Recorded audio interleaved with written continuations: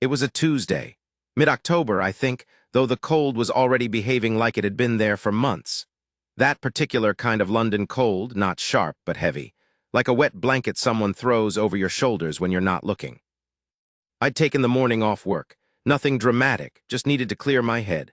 My flat in Pimlico had been feeling smaller than usual that week, and sometimes the only cure for that is walking somewhere with open sky. So I grabbed my coat, stuffed my hands in my pockets, and walked toward Buckingham Palace. Old habit. I've done it 100 times. Something about that stretch of the Mall, the trees, the gravel, the quiet that somehow survives even when there are thousands of people nearby. It does something for me. By the time I reached the gates, it was maybe 10:30.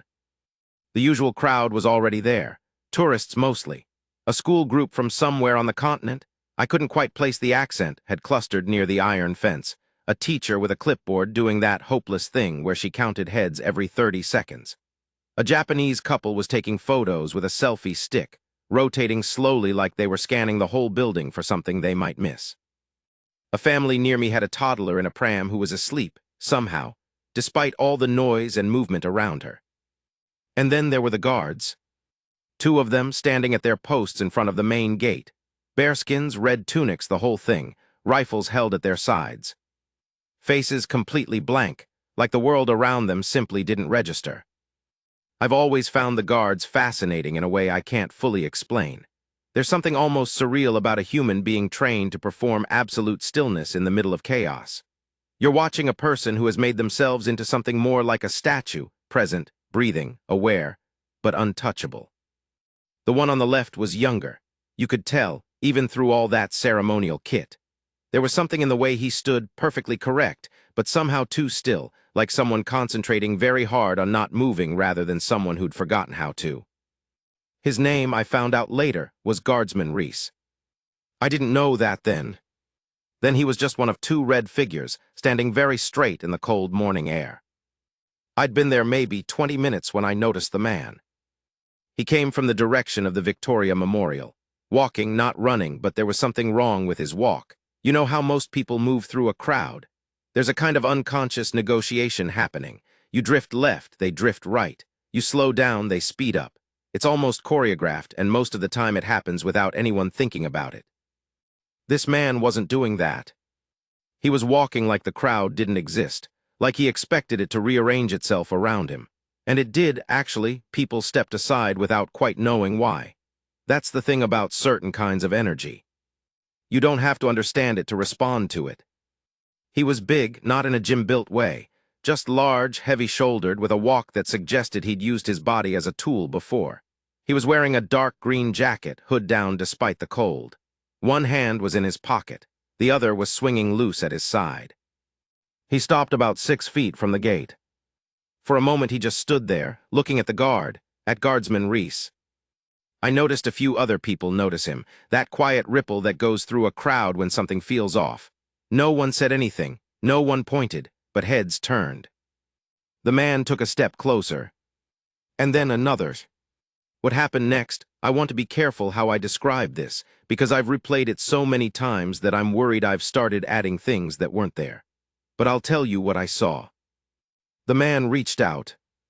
Not slowly, not with any hesitation. He just reached forward, grabbed the barrel of Guardsman Reese's rifle, and pulled. The sound that came from the crowd it wasn't a scream. It wasn't even really a gasp. It was more like a collective intake of breath that nobody let go of. 30, 40 people all inhaling at exactly the same moment and just holding it. For a fraction of a second, nothing else happened. And then Reese moved. This is the part that stays with me. Because the way he moved, it wasn't frantic, it wasn't panicked. It wasn't even aggressive, not in the way you'd expect from someone who's just had a stranger grab their weapon in front of a crowd. It was precise. His left hand came up and locked around the man's wrist, not slamming, not grabbing wildly, locking, like a mechanism engaging. His body turned slightly, redistributing weight, and in one fluid motion he twisted the man's arm at the elbow just enough to make the grip release.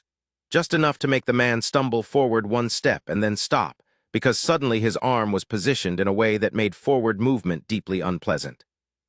The whole thing lasted maybe 3 seconds. And throughout all of it, Reese's face barely changed. That's what I keep coming back to, the face. Because there was something in his expression that wasn't blankness, not anymore, but it wasn't rage either. It was something more controlled than either of those things.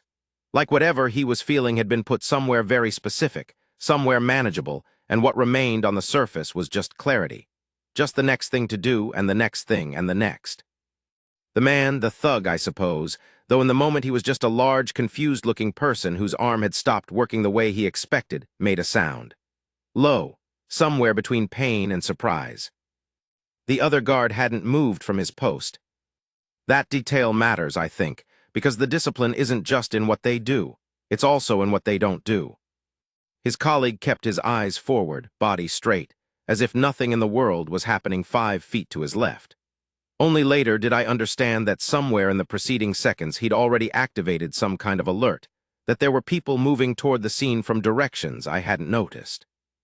Because suddenly there were police. 2 officers appeared from behind the gate. I genuinely don't know where they came from. And another one came from the direction of the memorial at a pace that was fast without quite being a run. Within seconds, the man in the green jacket had his free arm being held as well, and the whole thing transitioned from an incident into a procedure. Guardsman Reese stepped back, took his position, and was still again. The crowd was, I don't quite know how to describe it. There was a moment maybe 10 seconds long where nobody did anything, just stood. The teacher with the clipboard had stopped counting heads. The Japanese couple had lowered their selfie stick. The toddler in the pram had somehow slept through all of it. And then somebody started clapping. I didn't see who started it. By the time I realized what was happening, it was already spreading, that uneven, spontaneous applause that happens when a crowd discovers it all feels the same thing at the same time. Not theatrical, not performed, just relief finding a sound. Someone near me, a man in his 60s with a waterproof jacket and sensible shoes, the kind of person who looks like he spent most of his life being calm about things, turned to his wife and said very quietly, "Did you see that?" She nodded, and there was something in her face, I think the word is awe, but not the grand kind. The quiet kind. The kind that shows up when something ordinary reveals itself to be extraordinary. A teenage girl, maybe 15, had her phone up. She'd been filming. She was looking at the screen with her mouth slightly open, like she was checking that what she'd recorded was actually real. I understood that completely. The man in the green jacket was led away. No drama, no shouting, he didn't fight. Whatever had been in him, whatever recklessness or calculation or simple bad decision-making had brought him to that moment, seemed to have gone out of him. He went quietly, looking at the ground. I watched until they rounded the corner and were gone. Then I looked back at Reese. He was standing exactly as he'd been standing when I arrived, bearskin straight, rifle at his side, face forward. The red of his tunic looked very bright in the flat gray morning light. I thought about what it must take to be that person. Not just the training, though God knows that must be something, but the mindset. To stand there, day after day, in all weathers, with strangers circling you constantly, some curious, some mocking, some who see the stillness as an invitation to push. To know that at any moment something might happen, and that when it does, your job is not to react in the human way. Not to curse or flinch or step back, but to respond in exactly the right measure. No more, no less. To be, in the truest sense, the thing you've trained to be. I stayed another half hour or so. The crowd cycled, the way crowds do. Most of the people who'd been there when it happened drifted away, replaced by newcomers who had no idea what had occurred 20 minutes before. A tour group arrived, and a guide with an umbrella started explaining the history of the changing of the guard in a cheerful, practiced voice.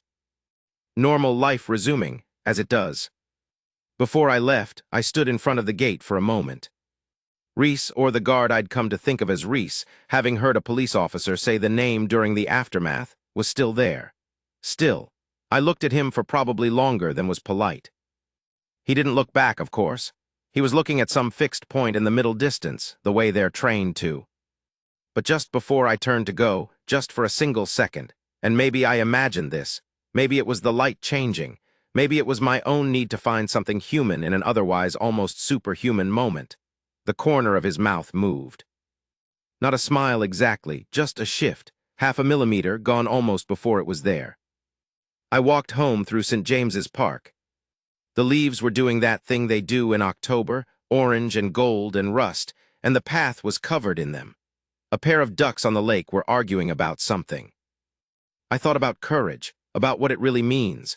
Not the movie version, the charging into fire, the speeches, the music, but the quiet kind, the standing still kind.